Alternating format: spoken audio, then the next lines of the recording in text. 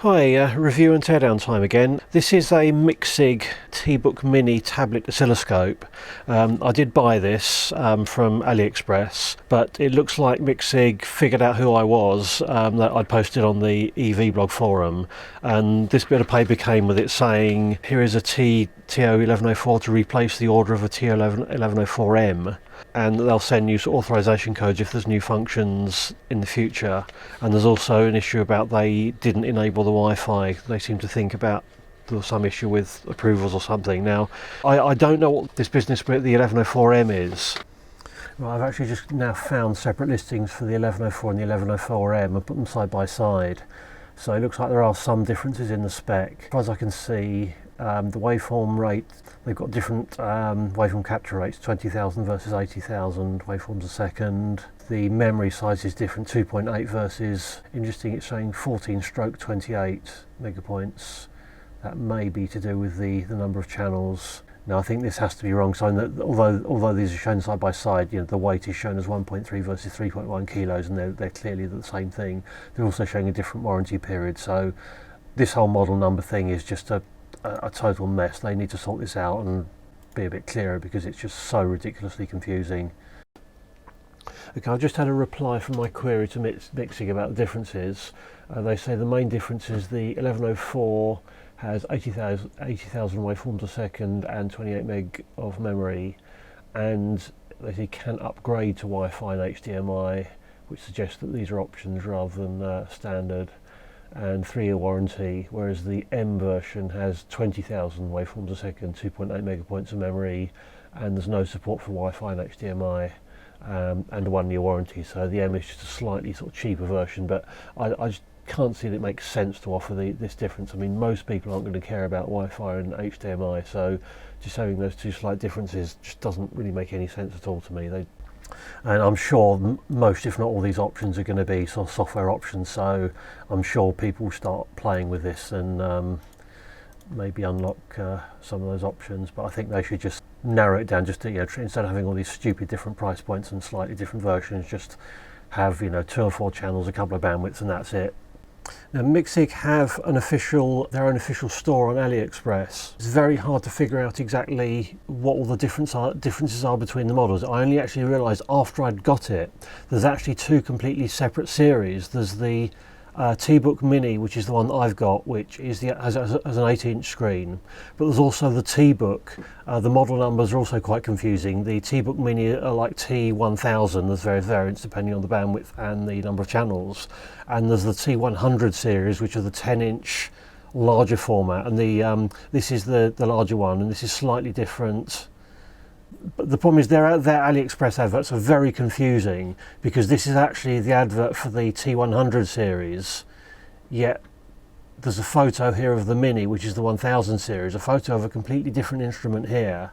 The 100 series, I think, has the B and Cs on the side, whereas the 1000's got them on the top. They look like they're completely different models, but this is just a total car crash of a page. It's just ridiculously confusing. So you can say this is the 10-inch one, which has got the 1024 by 600 display, whereas the Mini has got the 800 by 600. As far as I can tell, the 10-inch one also has a few extra functions. It's got a higher waveform update rate, more memory, and there's some suggestion there might be some serial triggers there, but it was a little bit hard to figure out. There is some more information on Micsig's own website, but it seems to be very slow. It's actually loaded. So this is the 100 series with the BNCs on the side, but if you look at their product range, you've got like TO series, the TOA series, which are the 10-inch, and the TO1000 series. But also, even these pages, there's a feature comparison on the 1000 series showing all the 4 models, but there isn't the equivalent on the TO series. So this is all a complete mess. So this is the Tbook Mini, and there is actually a model comparison, which is within the range is sort of fairly reasonable. But what's really unclear is this whole business about options. I mean, this page here makes no mention at all of any features being optional, but the AliExpress page on both models shows this sort of free gift up till the end of December, and it sort of implies that each of these are separate options at separate costs. Like now this Dort PW, looking at some of the other documentation, I think that means Runts pulse trigger. There's just some bizarre, they probably think a Runt is a dwarf or something, and they've got some weird Chinglish translation. I mean, I can't imagine they're really seriously saying, you know, that these are like $7 options and whatever. I mean, that's just ridiculous. But it looks like these are included. And also there's another thing here saying, you know, leave us 5 stars, positive feedback, get Wi-Fi upgrade for free.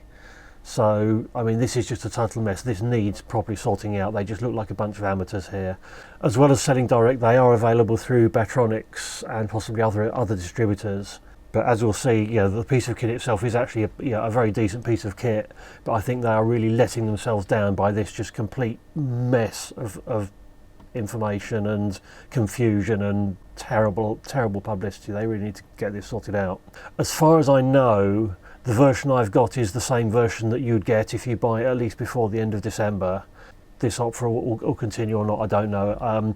There was a message on EV blog by someone who's just received one from Batronics, and he said that I think he got a fairly significant discount from their list price, and I think they threw in another multimeter and maybe some options in as well. So if you're thinking about, you know, take a good look at all the online stuff and try and figure out what's going on, because it sort of beats me. But the main thing to be aware of is there are 2 distinct families. The Mini, which goes from, there's basically 4 versions. There's 70 and 100 megahertz, and there's 2 and 4 channels. And on the 100 Tbook, not Mini version, but you can tell it's also got a slightly different style of frame. It hasn't got these corner bumpers, and it's got the 10-inch display. This has got more of this goes from 100 to 200 megahertz, and say that there are options with more memory, higher update rate. Looks like it's probably got a bigger battery as well. And looking through, the only one that I found anything resembling a manual for was this one, and there were 1 or 2 features mentioned on here, serial triggering, that aren't on the Mini. So I don't quite know what the situation is there. Hopefully they'll sort this out. Let's just take a general look around this unit. Compare it to the old one, which was my sort of previous sort of favourite portable scope. It's almost exactly twice the size. It's sort of twice the width. Pretty much the same depth in terms of overall bulk. It's sort of about twice the size, but obviously got a much larger screen size, and you don't have the horrible button interface. So we've got a carrying handle on the left hand side. Unfortunately they haven't made this symmetrical for left and right handed operation. I think that's because we've got the connectors and so on this side, so there wasn't quite enough space. But there is another handle position there, so you could put a shoulder strap type handle or something to hold it there if you wanted to. So I think the idea behind this is obviously, you know, you can potentially hold it in one hand and do stuff with the other, and then probe with the other hand. So that's sort of fine if you're left-handed, but not so good if you're so that's fine if you're right-handed, but maybe not quite so good if you're left-handed. Maybe it might be nice to perhaps have an option to make it auto flip the display or something, so you could use it like that maybe. It's fairly big, but it'll probably get uncomfortable after a while just because of the weight. But I mean, that would potentially be usable in a sort of handheld sort of scenario. So we've got the BNC connectors on the top. They come with these little condoms. Not really sure how useful that is, but they are the metal ones, not the plasticky ones, so they're sort of fairly robust. Then on the side here under this panel, we've got 12 volts power in, a USB device, USB host, HDMI out, probe calibration, and Ethernet, and a power button. So there is actually a LED behind that power button, but it's on the side. I don't really see why they've bothered to put a LED in there. Doesn't seem to be much point to that. It's got these sort of bumpers on the corner, but these are a bit on the hard side. I would have, these should really, I think, be a bit softer, partly to give it more bump resistance, but also to give it a little bit more grip. I mean, they're sort of moderately grippy on the bench, but probably not as grippy or as sort of shock absorbing as you might like. And there's this tilt stand on the back, which sort of sits on the bench. My main complaint about that is there's only one angle, there's only one position, so you're stuck at one very fixed angle. And one issue of this, it's got a very, very shiny screen front, so that if you've got a light or something in the way, and if that angle just happens to put a light in it, then you're a bit screwed. You'd have to sort of prop this up and so on. So it would be nice if they'd maybe had some sort of adjustable thing here to be able to prop it at slightly different angles. There's 2 fans in the back. I mean, they're noticeable, but they're no more offensive than any other bit of test equipment. They're not sort of ridiculously loud. Tolerable, I think. Look at the battery compartment. The battery compartment is actually a bit of a fiddle to get into. You've got to take the tilt stand completely off, which basically you just need to pull the hinge, one of the hinge clips off carefully. It's secured with 2 screws I've already taken out, and then there's the traditional sort of clip. Then you see the battery. It's 7.4 volts, 8,000 milliamp hours, so pretty serious capacity. And what's surprising is that we've got this. This is just sort of held in with padding. It's only very, very mildly sort of stuck in place. We've got this control PCB with a connector, so it's like this was sort of intended to be a packaged battery, but it isn't. And all the protection and charge circuitry is on here. Is a BQ24170 charge controller. So I think there's a sort of missed opportunities here. The other odd thing is there's a button on there. Not quite sure what that's for. This has to maybe re-enable it and reset the protection circuit if it trips. There is a temperature sensor on the side of it, but that's, I think, just feeling where the seam is. I think this is probably a bit hard to say. I'm not sure if this is sort of 2 cells there and there, or 2 thin cells sandwiched. Probably there's 2 lithium-ion cells there, but because of the way this is packaged, this is clearly not the sort of battery you can just sort of take out and carry a spare with you. It's like, you treat it pretty much as an internal battery that you could replace if you want to. It's sort of moderately heavy, so there might be situations when you want to minimise weight and take the battery out. But the problem is that as this is actually a fairly unsafe thing to sort of put anywhere, because obviously any short across here, there's actually no protection inside here. So if you short across there, you're going to get quite a serious current flow, and it's conceivable there's some sort of fusing or just a very thin track. It looks like, looking on the X-ray, it looks like there might be just a blank PCB across here, so it's possible there might be some sort of one-time fusing on there. And if maybe they've actually combined it with the cover and just put some packaging over here so the whole thing can sort of drop in or come out, that might have made a little bit more sense and actually mounted this properly. The other thing is that having the charge controller in here, it would have been nice to have actually had a charge input so that you could actually charge this standalone. So again, if you have a scenario where you might actually need to be using it for a long time on batteries, it would be nice to be able to have a spare battery and to be able to charge the other one while you're using the other one. But that's a sort of bit of a missed opportunity. But it's not a huge deal, but it just seems a bit silly that for want of probably just maybe in a vac form cover or something on here, they could have actually made this a bit more useful and had this as a sort of more modular, easily accessible and replaceable battery. And to get this, you actually need to take these corners off as well. These corners just overlap the battery compartment slightly, so you can't actually get this off without unscrewing these corner bumper things. Now, apart from the screws that hold these corner bumpers don't really sort of give you access to anything particularly there. The case itself is just sort of standard ABS. It feels sort of fairly average, sort of moderately cheap. Now, to actually get inside it, you need to take this front piece off. And this is basically held on by these little sort of plastic ratchet type clips. So basically you need to sort of pull this off. There doesn't seem to be any way of getting this off by sort of any sort of clever sliding arrangements. They look like they're potentially perhaps meant to sort of slide, but they don't really seem to. This sticks to the front too hard to slide down. Perhaps it might be slightly easier to do if it was a little bit warmer. I think pretty much you have to sort of pull it, sort of basically just gently pry this out with a screwdriver. But I don't think these look like they would perhaps deteriorate after a few operations. So this probably snaps back, but there's probably only a fairly limited number of times that you can snap it on and off. And then once you get that off, you see there's some small screws. I've already taken this screw out, that's why the warranty seal isn't there anymore. Opens up quite easily. We've got 3 flex cables, obviously for the touch screen, the LEDs at the edge, and the LCD itself. It's a display from Innolux. That's just the LED board. So we can see the back of the main PCB, not much on this side. There's the 4 shielded front end amplifiers. I think those connectors, those are probably going to be from the fans. A little module here, which I'm sure will be the Wi-Fi module. That's based on the RTL 8189 chip. So an unpopulated connector there. There's a little antenna there, and that's probably an antenna connector. Most of the interesting stuff's going to be on the other side. Nothing much under that shield, it's probably all going to be on the other side. See these connectors, they're marked fan, speaker, and also speaker and fan. So we know it's got two fans, but stereo speakers for a scope, that seems a little bit ridiculous, although it does have the facility for playing videos, so why not? It looks like this side panel needs to come out. So main board with lots of shielding on it. And not much in the back case, our stereo speakers. A little board here that's got the on-off button LED in the middle of it. It's actually got some just spring contacts that make contact with the main PCB when it goes in. Under the big can.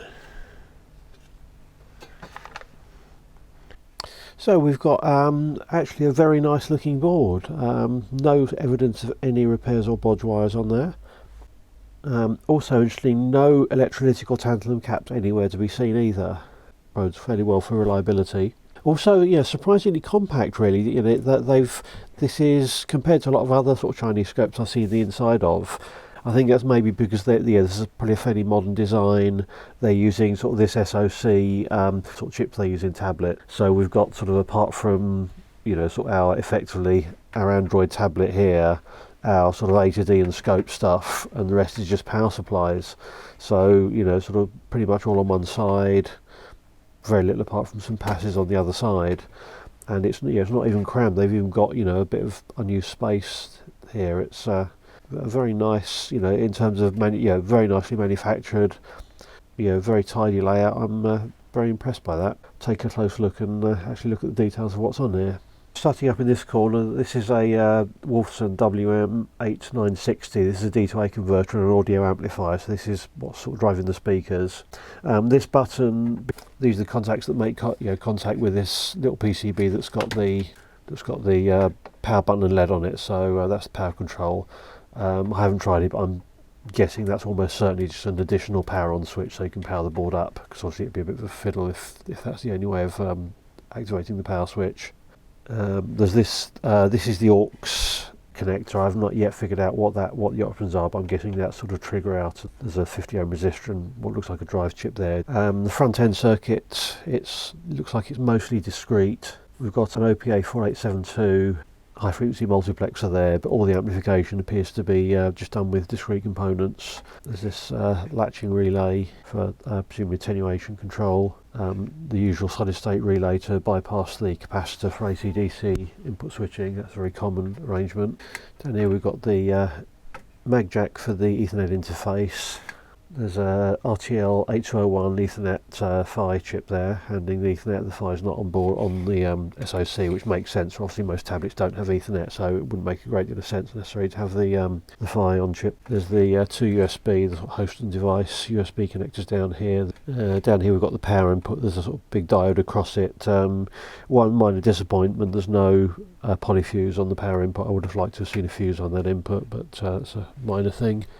This is the connectors to that battery. Obviously there's quite a lot of voltage regulators, and interesting, every one of them has a 0 ohm resistor, so this is obviously so that they can isolate them for testing. So you can just, you know, if you've got a power supply, it can be quite difficult, for example, to measure the input and output current individually. Up the top, associated with each of the input stages, there's a 74HC595, so this will be doing the logic levels to, you know, control this multiplexer, possibly do bandwidth limiting, and control this relay. So apart from the op amp, we've also got an AD8131 differential driver, so this will be driving the differential inputs on the A to D converter.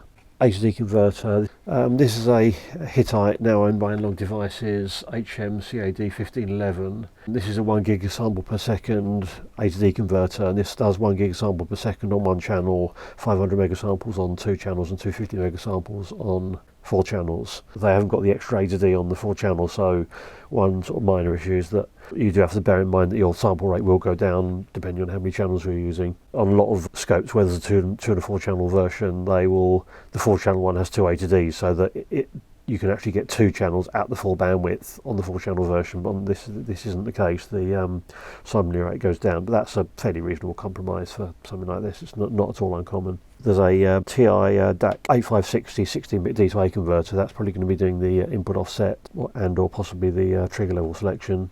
There's some TPS 7A 3001 low noise linear regulators supplying the front ends, just to give those a clean supply.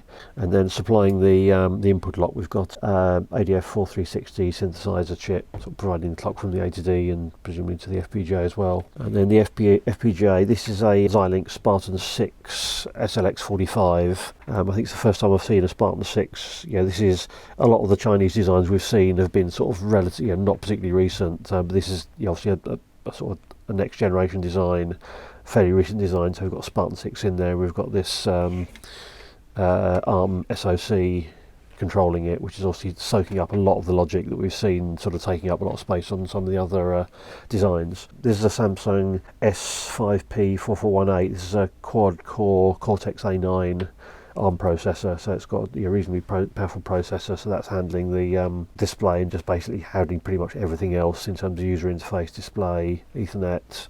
There's the same memory on the FPGA and on the ARM, 16 gigabit DDR3 16-bit wide devices, and so there's an unpopulated one there. I don't know whether that's an option, whether they use that in a higher model or that's just a variant they put on there as a contingency. It may also be the sort of second device gives you twice the bus width, so maybe that allows a higher update rate. So don't know about that one. And on the sort of processor side, so we've got another two of these memory chips. So that's another 256 megabytes of RAM, DDR3 RAM, and there's an 8 gigabyte eMMC. Obviously, that's got the firmware, probably also internal, the internal storage and everything else. This is pretty much the entire sort of processing memory and everything, just really these 4 chips. So that's why this is a lot more compact than a lot of the other boards that we've seen. It's a little bit hard to tell on this layout whether the display is driven directly from the FPGA or whether that's being driven from the SoC.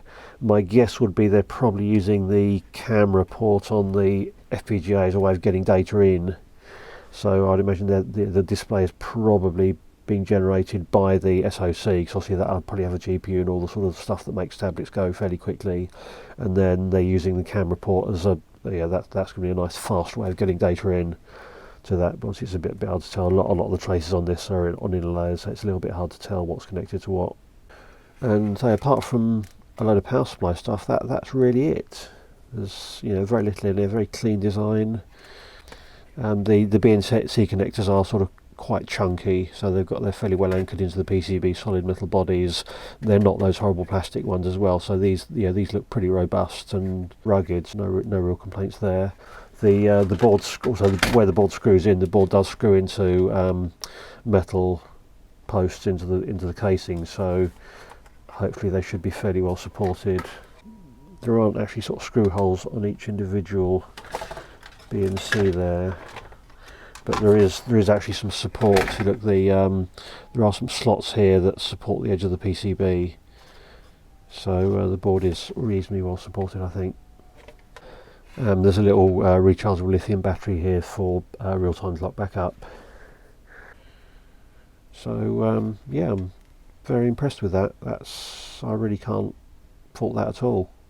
Well, I just put this back together. Just gave it a quick try before I screwed it together. I couldn't get the thing to turn on. Turns out that it doesn't appear to be possible to run it off the mains adapter without the battery. And just looking at the current, it's not drawing anything when I press the power button.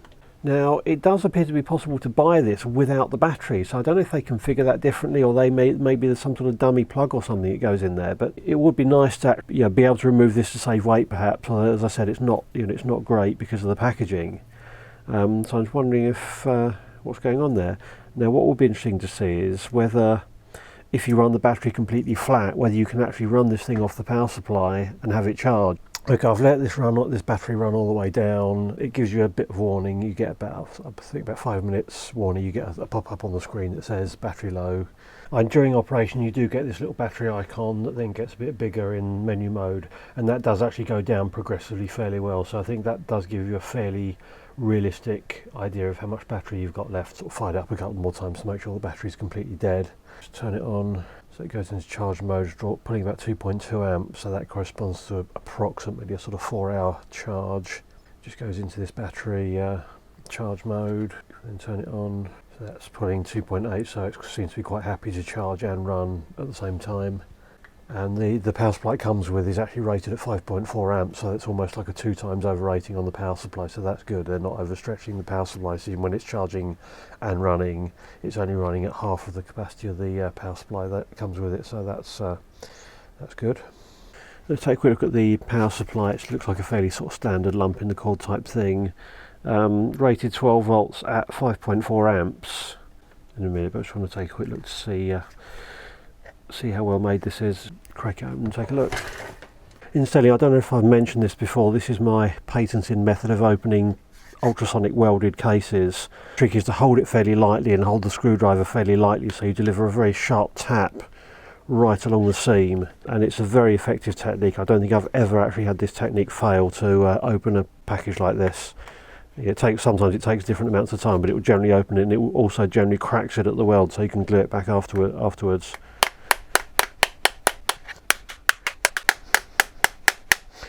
When it's taking more effort than usual, I suppose is a good sign that it's fairly well stuck together. Of course, one thing you need to do is just make sure there aren't any screws. Usually if you just press down on the label, you can usually feel if there's any screw cavities under the label, but there aren't on this one. Certainly one of the toughest one of these I've ever opened with this method. Once you've got in one place, you can generally just peel it around the rest of it.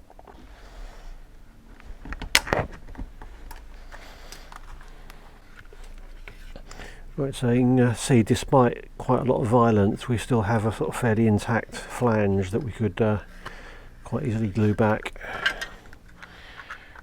So this looks fairly good to start with. Got shielding on the outside.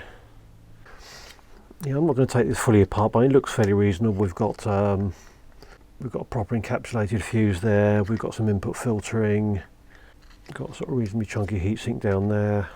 The only thing I'm really concerned about this is that it's safe. You know, if it dies, then yeah, you can buy a new one easily enough. That's really not a big deal.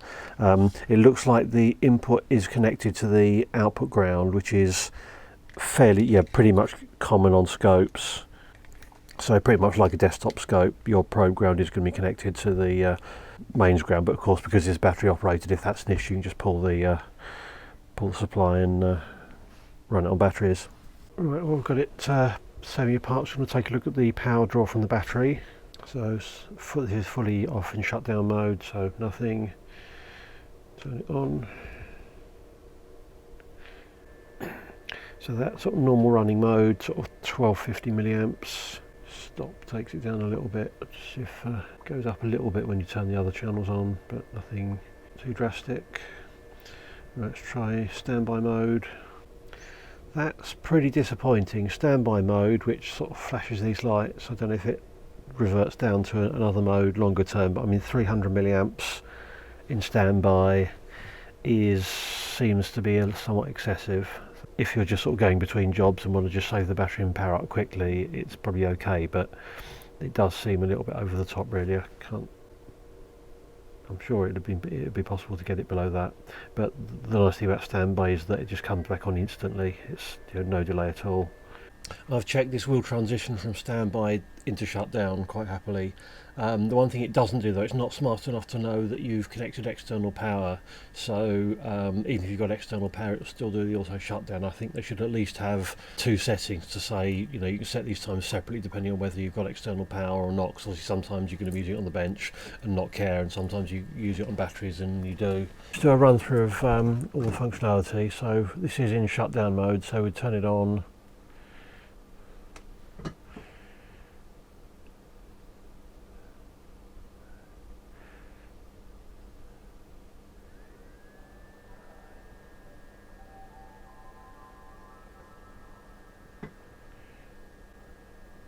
So it's about 15 seconds start up from shutdown, which is not ideal but acceptable. So yeah, the obvious difference between this and normal scopes is there's no knobs. It's all done by the touch screen. The interface seems to be fairly responsive. You've got sort of up, down, left, right, which is what you expect. One thing that it doesn't do, now I haven't actually been able to get hold of the proper manual for this. There's something on the Micsig website, but I'm not sure if it's their website or my internet access that's slow. I just can't seem to download it. But I found the manual for the larger models, and that does say that you can do a pinch to zoom, but this doesn't do that. So I don't know if that's something that's a bug in this version or something that they can't do because of the limitations of the touchscreen. There are some multi-finger gestures, like dragging up with 4 fingers does a screenshot, and there's a few others. As well as the touchscreen functionality in the main screen, we've also got these fixed buttons. So we have run stop here, single trigger, auto scale, but also auto range on off, 50%, which seems to basically reset all the trigger parameters. It sets trigger level to 50%, but also selects the delay to 0 as well. Measure, that takes you into, that basically pulls the menu down and selects the measure tab. Trigger does the same thing, but selects the trigger tab by default. And then we have this home button to take us to this menu. You can plug in a mouse to use instead of the touchscreen. One disadvantage of this is that these buttons now don't do anything. You now have a mouse pointer, and to get this button functionality you sort of move the mouse to the right and right click, and then we've got the same button functions here. I'm not quite sure when you would ever use a mouse for it, but maybe there's some situation where you might want to, I mean obviously if you manage to break your touchscreen it means that the machine's still usable, but I'm not totally sure why you would ever want to use a mouse with it.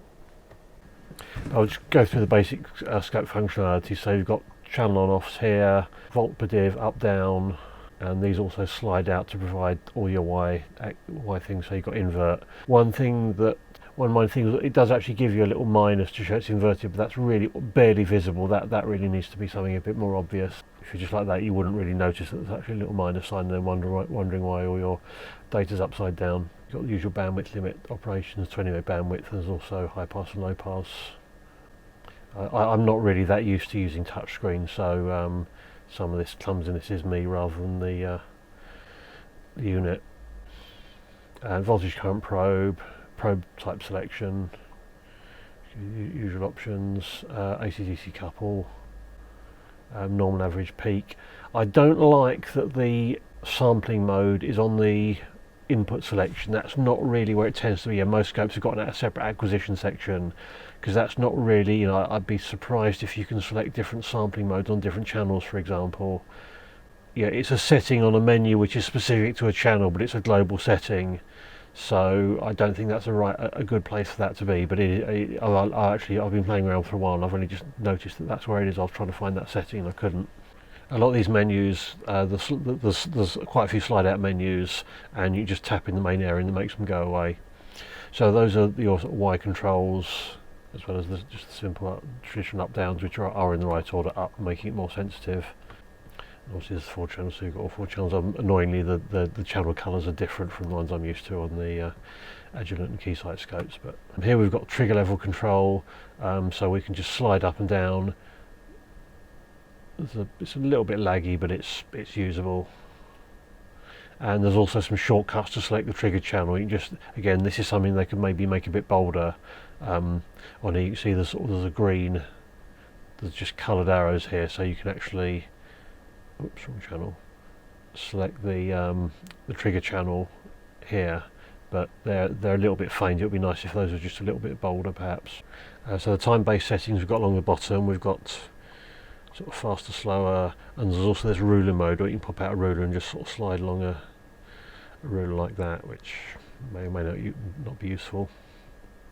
Quick save, again, that just does I think that's a save for all the settings and all the display and everything. There's a little menu up here, another thing for doing a screen save.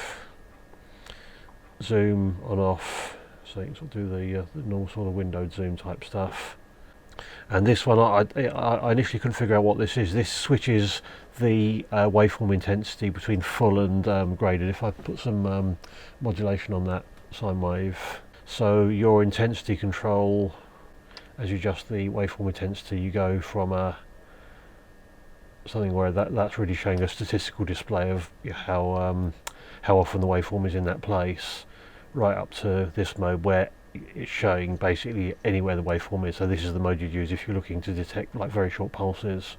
But if you're sort of there, which might be a normal setting, this quick menu just lets you switch between those two settings, which is quite useful.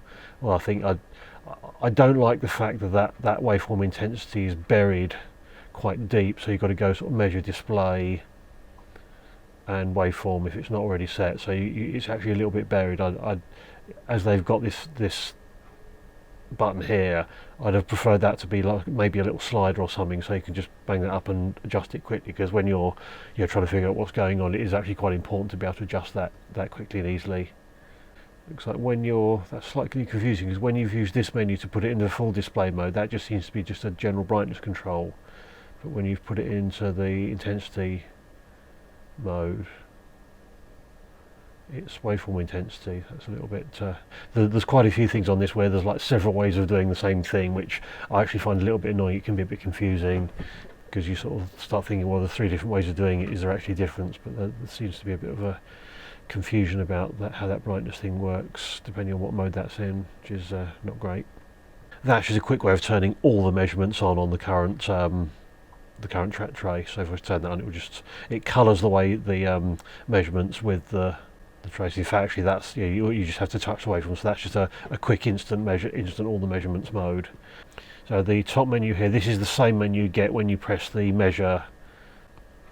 Yeah, so the main menu comes down from the top, and if you press the measure button, it also goes to the main menu, but automatically selects this tab. This is a sort of tabbed menu. This just seems to flip this mode between channels and your sort of pseudo channels, which are your references, which are your stored waveforms, and the math functions, which are channel difference, 2 waveforms. So you've got the normal add, subtract, multiply, divide functions, and FFT mode. It took me a little while to figure out how FFT mode works. Basically, once you've enabled FFT mode, when you select that trace, your time base settings then control the amplitude and frequency. It's a little bit unintuitive, because FFT timescale, you don't really want to be setting that in sort of nanoseconds, etc. Square wave, we see all the harmonics there, but the scaling is a bit confusing, because I don't quite see how you're supposed to figure out what these actual frequency components are. Maybe you can do it, but I can't immediately figure out how you're supposed to. So we can now select different channels, so we can select different measurement functions on different channels just like that, and then clear them off. So that's pretty much as you'd expect. Save tells you USB disk or local storage. You can possibly plug a USB disk into the side of here. Various different formats. You can specify a file name. I think that just pops up a keypad, enter a file name. So display, we've got dots and vectors as usual, and our intensity control there. And persistence. Now, this is something where I do have a little bit of a problem with this. If you do an auto scale, by default it turns a certain amount of persistence on. You see, if I just turn that on, you see it's adding a little bit of persistence. So whenever you do an auto scale, it also turns that on, which I actually find really annoying. I can't really see any sensible reason for wanting to do that. Persistence is great when you need it, but when you don't, it can be quite annoying and confusing. I'm not totally sure exactly what auto does, and also I think perhaps what auto does is it actually adjusts the persistence time based on the time base setting, and you've got the infinite persistence mode as well. Those options are all good, except that it defaults to auto, which I don't like. Trigger modes, we've got most of the options that you normally expect here. Edge, pulse width, combination of logic levels, nth edge, run pulse, slow, timeout and video. So you've got most of the options that you'd normally want. I don't like that the auto normal is buried in this menu. You really want that a little bit more readily available. For example, you got this 50% level thing. I'd sooner have that button as being an auto normal switch, because that's something you do quite often want to switch between.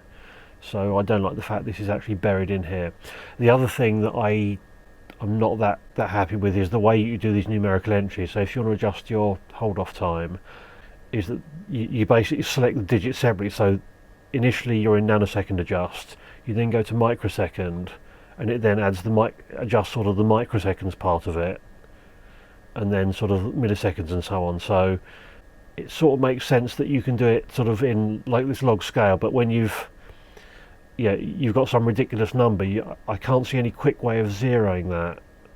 So yeah, to actually zero this, I think you've actually got to go to each of the decades, or whatever what's the equivalent for decade for 1,000? Yeah, and then set each one to minimum. So if you want to do it roughly, you select roughly which range you want and do it. But the fact that it sort of compounds these different settings, you end up with a ridiculous number. I don't think that's a particularly nice way of doing that.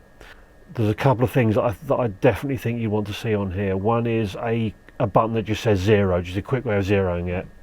But also, because you can pop up a keypad, I'd like to have a facility to press a button and just type a figure in on a keypad. Because sometimes, for example, if you've got a waveform that you know that it's got, I don't know, say a 16.2 millisecond repetition rate, it'd be nice to just go bang, 16.2 to type in your hold off value. So here's a good example of where you want to add hold off. What we've got here is just a short burst, and the problem with this is that it will just start triggering, it will trigger display, and then it will just, if the retrigger point is somewhere in the middle of the burst, it will just trigger on any old pulse within that burst. So by adding hold off, we can now get a stable trigger, so it's triggering on here and it's then holding off until it's after the length of that burst. So it's now looking for a trigger here, so we've now got a stable waveform, and that then stays stable over the range of time basis. So sometimes you do it just by eye and just tweak it until it's stable, but sometimes you're going to know pretty much what that burst frequency is, and it's quicker to enter a figure, so it'd be nice to be able to do that. So let's just try the nth edge trigger, so look for a rising until it's whoops. The other thing is, because pressing on the main area makes the menu go away, sometimes it's a bit easy to make the menu go away prematurely, and you won't quite intend again with the other thing I found is, when you've got multiple things, okay, we set up our idle time, but I can't see, there doesn't seem to be a way back to that previous menu as far as I can tell. You've almost, you've actually got to go back into that menu to select the second thing, which seems a bit odd. So hopefully, so we're now selecting different pulses within that burst, and again we've got this up to 99. Up to however many, and again, I can see why they've done this. So you've got these or I'm not sure, it's not decades. What's the equivalent for decades for hundreds and centuries, perhaps millennia? Which in some cases does make a certain sense, because you've only got a certain amount of resolution for scrolling. But I definitely think it's stupid that because you have the ability to pop up a numeric keypad on this, I just want to be able to say click on that and do 1, 2, 3, whatever, and that also have a button here to set it to 0. One thing this scope doesn't have is any serial decode or triggering. Which it's nearly 2017. Come on, guys, we should really have UART SPI and I2C trigger and decoder standard on the scope that's released nowadays. Everyone uses it. It's just a bit penny pinching to not have it. Auto, so this is selects the various auto, the auto set and auto range functionality. One thing I found, it's very easy to accidentally hit this auto set button. You sort of your fingers around there, you hit that auto set, and there's no undo. So you've spent a while setting all your waveforms, you hit auto set, and it screwed everything up for you. I'm always a bit sceptical as to how useful auto set is. I just noticed that's actually gone green, so maybe that's why I couldn't get the auto ranging working. And now we see it's because of the auto set, it's now turned this persistence on, which I just don't understand why you would ever want to do that. Display persistence off. Just go back to that auto range. So we've got auto range enabled. Let's enable it on the vertical as well. So when that's on green, that means it's got the auto ranging on. So now it's like effectively it's doing a continuous auto set. So as I increase the waveform, it's rescaling that. If I change the frequency, it's again rescaling that. So I'm not convinced how useful that is, but it's an option there. But no, my biggest complaint is the fact that it's just too easy to hit that auto set button. I'd like it to maybe pop up a little confirmation prompt. Although, to be honest, I'd actually sooner have that button as something like auto normal trigger function or something, or something like that, which I think might be a bit more useful. I don't, say auto range I very rarely use, because it seems to do a reasonable job, but any vaguely complex waveform, it's probably not going to do a very good job, because I've yet to see a scope that does. Right, so frequency meter again, this should possibly be in the measure, but it's just an addition to the measurement functionality. What's a bit annoying is it puts it up here so that when I was first playing with this, I couldn't figure out what's going on. Is this sort of actually working or not? Because of course it's buried under this menu. Yeah, so of course the difference between the measure function and the frequency counter, the measure function measures what's just on screen, whereas the frequency counter is just literally a hardware counter on the input, so that will give you a continuous frequency. So that value is only meaningful when the input's a continuous waveform. When it's a burst, it's not going to give you anything sensible. And user set, this just seems to be a few odd bits and pieces. There's memory depth setting. I haven't really played around too much to see what difference it makes. The main difference is it seems to, the lower memories, it seems to be a bit more prone to aliasing. So if I sort of speed that up to the point where it's just aliasing ridiculously, it just seems to behave a little bit differently.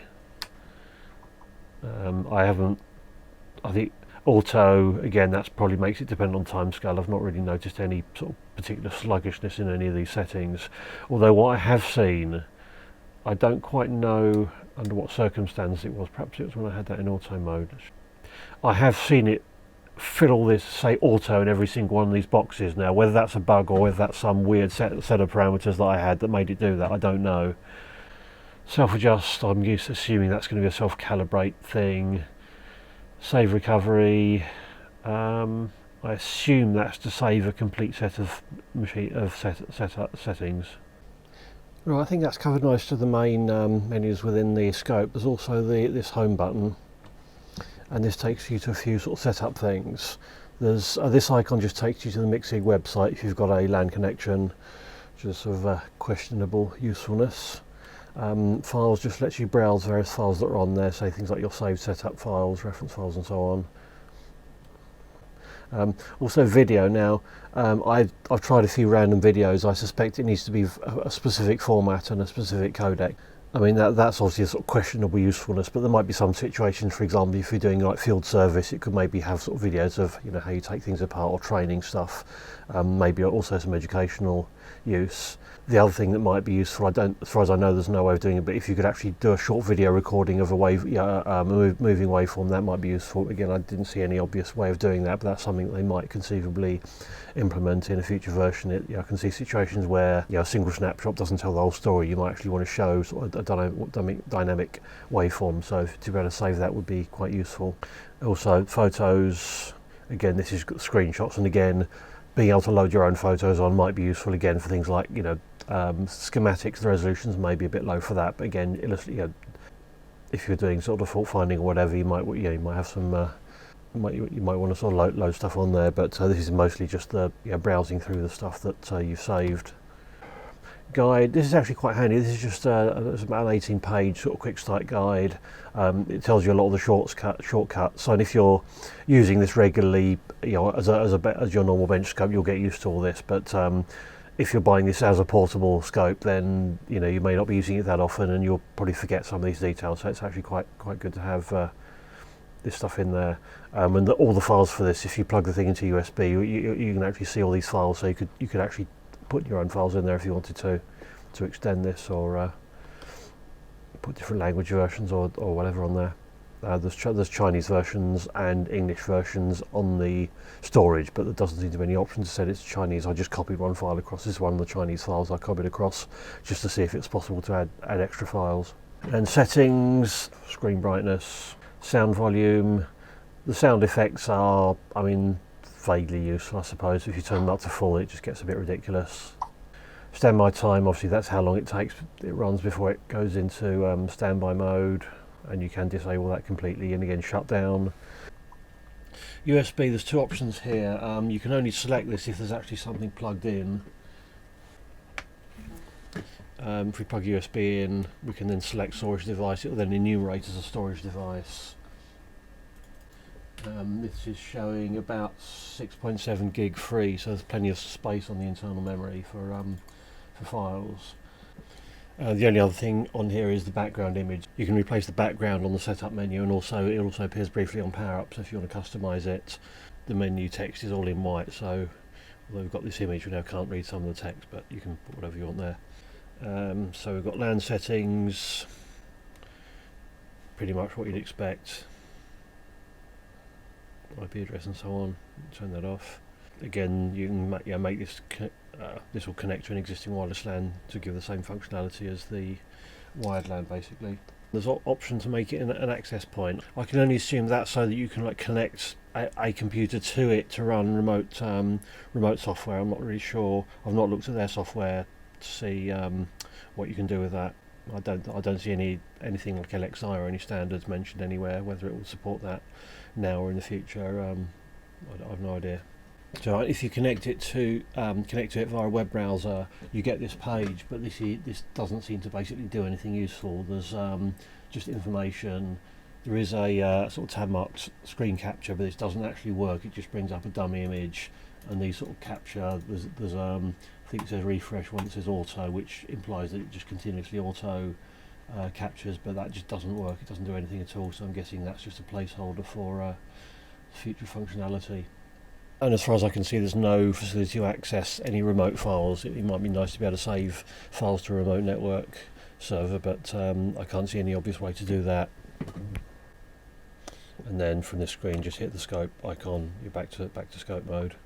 The HDMI output seems to work okay. It sort of gives you a small image inside a larger frame. So it doesn't rescale it to fit the whole screen, but it's perfectly okay. There aren't many scopes with an HDMI out. If you're particularly looking for that, then that's a potentially useful feature. The noise performance on this is actually pretty good. This is 500 microvolts per division with bandwidth limiting. If I take that off, that's full bandwidth at 500 microvolts, so that's not bad. And this is with a 2 millivolt peak-to-peak sine wave from my Regal function generator. Now, it wouldn't surprise me if a fair amount of that noise is coming from the generator. But again, that's with full bandwidth. That's a 100 kilohertz sine wave. If I stick the 20 megahertz bandwidth limiting on, that's not bad. That's, I'd say, maybe 300 microvolts peak-to-peak noise, which is pretty decent. And obviously, if I change the sampling, there's no obvious change between normal and peak detect. But obviously, if I start doing averaging, even averaging 4 waveforms, that gets a lot cleaner for repetitive waveforms. And obviously, there's a little bit of trigger jitter because obviously we're a little bit noisy there. But analog-wise, that's actually pretty good. So, and it seems to have pretty much all the functions you'd expect. One thing I've just noticed though that I can't find, it doesn't appear to have, is a fine time-based setting. You know, you seem to be restricted to the standard 125 intervals. Now, it can quite often be handy to have that fine setting. For example, if you want to get a waveform to maximise the width of the screen, or sometimes, for example, if you're trying to decode serial stuff, you might want to actually set the time base to line it up with the grid so you can see which bits are where. That also seems to be the case on the vertical scale. There just isn't any fine setting, that's the only thing I found that is just obviously missing that you'd normally expect on a scope. This sort of fine thing here is just for positioning. This just seems a sort of finer version of the, so when you move this up and down, these arrows change, so that's sort of the fine up down control, and even that's not great. That doesn't seem nice. It does auto, I mean, that sort of moves it down a little bit and auto repeats. And so when you do that, but that's position. As far as I can see, there is no way to set the time base of a vertical scale is less of an issue, but certainly horizontal scale, you definitely need a fine horizontal time base adjust, and that does appear to be missing, which is a shame. Okay, some conclusions then. Now, I think there's basically two questions to answer here. Firstly, about the general format. Is this a sensible format for a scope? It's a new format. What does it bring? Is it useful? And then secondly, how good is this as a scope, as a tablet scope? Let's talk about the first question. I think, the bottom line is yes, it is a useful format. One reason is that in the past you've basically had to choose between a desktop format scope where you have knobs, a moderate sort of screen size, a nice quick user interface, but pretty much no battery operation. I'm not aware of any of the sort of sensible cost desktop scopes that have a battery option. There might be the odd one or two, but it is very unusual. If you do want to use it on the move, then you've got this type of format. This is I said before, I like this because it's small size. There are quite a lot of others that are quite a bit bigger, actually probably comparable overall dimensions to this. These can be quite good for mobile use. They're just a total pain to use on the bench or for, you know, for a situation where you're using it a lot, because, you know, you've got the button user interface. There generally aren't enough buttons to, for example, have dedicated controls per channels. They do things like built-in really crappy multimeters, so that's wasting, but, you know, potential front panel space. So I've not really seen any, you know, scope designed as a portable scope that I'd really want to use on a bench for any serious length of time. It just gets too annoying. Obviously you can do it, but there's just too many compromises. However, this format I actually think does offer you something which works as well on the bench as it does mobile, in that, you know, you've got this nice big screen size. Yeah, all the knobs are going to be replaced by touchscreen functions. These work well enough that I think they are pretty much an acceptable substitute. Obviously this is very much a matter of personal taste for some people. Yeah, we are starting to see touchscreen functions being added to some benchtop scopes. Yeah, for example, on my Keysight, I do find that I use both the knobs and the touchscreen in different scenarios. The touchscreen definitely isn't a gimmick, it is useful. You know, I do like to have the knobs there as well. Yeah, I probably could live with this as a user interface, and I think as you use it a lot, you get used to it, and I think it becomes second nature. One issue you have with hard buttons is obviously there's physical force, so this thing's got to be sturdy enough to not fall over, and those other issues, whereas of course that's not an issue because you're just touching it, so it doesn't really matter about that. So yes, I think this is an entirely workable benchtop scope, with the addition that you can just pick it up and take it wherever you want. The nice thing about it as a portable scope is, you know, you don't have the compromise of this small screen size. You've got decent screen size, you've got excellent battery life, potential for using it handheld. So I think the weight means that you wouldn't want to be doing it all day, but you do have the potential to do that, and there might be other possible mounting operations if you're walking around. Maybe put like a neck strap round here so you can actually have it hanging by waist and actually have it hands-free. So I think from that point of view, the tablet format is useful, interesting new thing in the scope market, primarily because it works well on the bench, it works well portable. I have little doubt that we'll see this format appearing from some of the other established manufacturers. I'll be very surprised if by this time next year there aren't a few other options from other manufacturers in this sort of format. As for the 10-inch version, I'm really not sure that I'd want anything physically bigger than this. On a bench, fine, but it's starting to sort of, unless you particularly need that large screen, I'm really not sure that 10-inch format would give you sufficient extra benefit to justify the extra cost. The 10-inch one is more expensive. It does have a few more capabilities, but I think the screen size on its own isn't really a huge deal. So, and as regards this model in particular, and, you know, I'm sure that most of the observations of this apply to the 10-inch model, the hardware build quality is excellent. I've really got no complaints about the electronics. The case, maybe there's a little bit of room for improvement, in particular making these corner bumpers a bit softer. Probably the only other major thing that I would say about the whole case and mechanical thing is that I would really like it if they could figure out a way of giving you some adjustment over the angle, because you've got this very shiny screen, which if it's at the right angle it's not a big deal, but if it's at the wrong angle it's a real pain. Now, you'll have seen lots of reflections in this video, slightly less annoying in person than it is on the video, but it does need a certain amount of care and positioning. It might be worth seeing. There might be some anti-reflective tablet screen protectors you can get to put over it that makes that a little bit better, and it is a bit of a fingerprint magnet as well. Functionality, I haven't noticed anything that I would actually call a bug. I haven't seen any spelling mistakes in the menu. The documentation that I have found, it's in reasonable English. It's not, you know, it's nowhere near Chinglish. It's not perfect, but it's pretty good. I would like to see a more comprehensive manual that literally goes through and describes every single function, because there are a few things where it's just not quite clear exactly what things do. You can sort of guess and play around, but it would be nice to actually have some explicit documentation, or maybe some inbuilt help. So maybe, you know, you touch and hold something and it just pops up a little help thing that gives you a little explanation, like quite a few of the other scopes seem to do. In terms of, you know, actual things which I think are actively wrong and or could be improved, probably the biggest one is the lack of any fine time base and vertical scale control. So I'm not 100% sure that's the case, but I just can't see any obvious way that you could do it. So I'm pretty sure that isn't there. So that's something they definitely need to add, because that is something certainly on time base, it's something I do use a lot. The fact that it seems to default to turning persistence on as well, I think that's a mistake. Persistence, great, but please only when I ask for it, not by default. The auto scale is what generally turns it on. So if I just do an auto scale on that, you'll see we've now got this horrible sort of persistency thing happening on this sine wave, which I don't see any reason for having it there. It just makes it look a bit, okay, it might look, cosmetically it might look a little bit smoother and prettier, but in terms of actual usefulness, it isn't. And just the fact you've got to go sort of display persistence and actually go through this menu to turn it off again.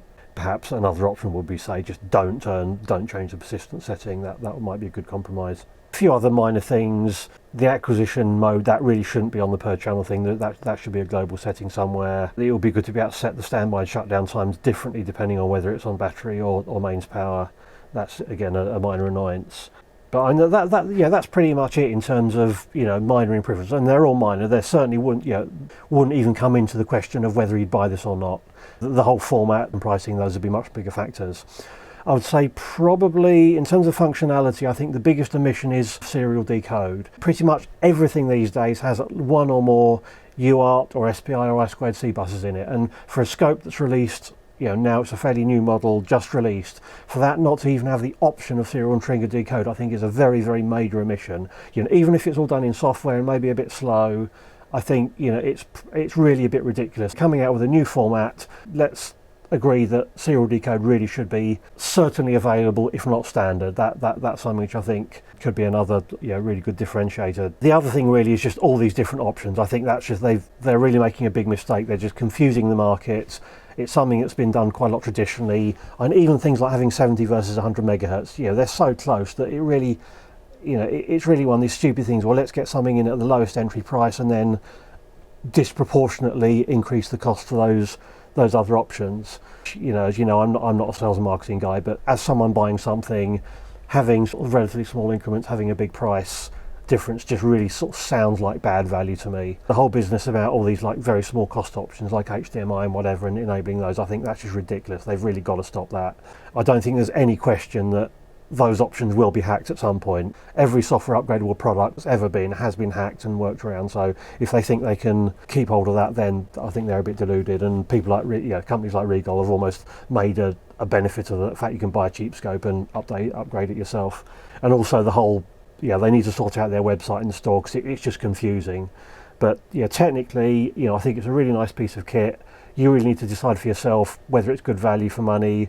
If you're going to buy a new scope for bench and portable, I think this is a very, very good option. Get effectively a bench scope and a portable scope in one price. I think that's pretty much unbeatable value. This one, it was $370 plus, I think £68 VAT on the import duty, and bear in mind that would be for the M version. Still basically the same unit, it's just got slightly lower update rates and a few other things, but it's still a 4-channel portable scope for that price, and I think that's pretty much unbeatable. But obviously take a careful look, try and figure out all the different models and see what works for you. From what I can gather on the EV blog site, there's quite a few people that have them now. They all seem pretty happy. I haven't really seen any major complaints about it, so I think they will do well. They seem to be selling through some sort of traditional mainstream equipment dealers as well as AliExpress. So obviously, companies that wanting to buy from with support can go to those companies. Whereas if you're just a hobbyist or you want to get a good deal, you can get them on AliExpress. From AliExpress, this took I think about 2 weeks to arrive. The calibration certificate was dated about 2 days after I placed the order, and I think I got tracking information a few days after that.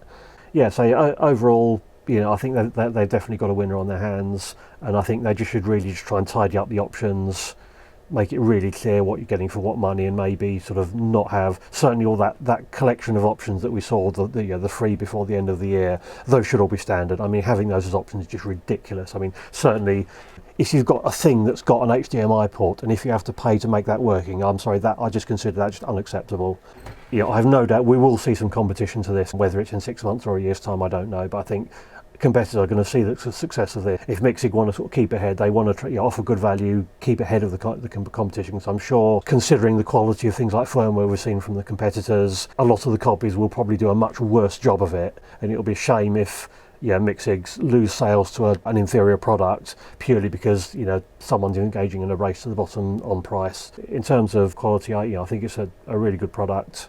Unless I really need to have the absolute minimum size, if I've got a mobile job tomorrow, I'd almost certainly take this rather than this. Yeah, if I did want something of absolute minimum size and didn't need like the handheld thing, like for example, if I was flying out to an installation job, then I think this was a good PC-based scope like this is probably still the optimum option in terms of just sheer lack of weight. Because obviously, if you've got your laptop, you've already got the battery, you've already got the display. So minimum size, this is probably the answer, as long as you're not needing to literally run handheld and need the battery power to go around places. But yeah, for like the hotel debugging scenario, this is definitely the winner on that. So so it'll be interesting to see how this develops, if they make any improvements to the software, in particular, serial decode. I think that has to happen, because again, if the competition come out with it, then I think that they sort of risk losing out on that. Every scope released now should have serial decode as a minimum. UART up to probably at least 4 mega baud, I2C and SPI. Pretty much any bit of electronics these days is going to have one of those in there, so you really do need that. It's hard to give a score, because I think this is one of the things, the whole touchscreen thing is going to be very much a personal preference. Some people love it, some people will probably hate it. I'm sort of somewhere in the middle. I could certainly live with this. I certainly think, I could be using this on the bench for an extended period of time and, not wanting to throw it out the window. Whereas something like this, it would just drive me totally nuts. I'm not going to use this instead of my existing scope that's got knobs on, partly because that's got a lot more functionality. But I think, this offers a lot. It's probably one of the first major innovations in the scope market, probably since intensity grading. And again, the other thing is, in terms of portable scope, pretty much all benchtop scopes now have intensity display, but again, that's something which has been lagging on the portable market. One, if nothing else, the fact you've got the intensity display is one really big advantage of this over a lot of other portable scopes, quite apart from all the other advantages. I like it.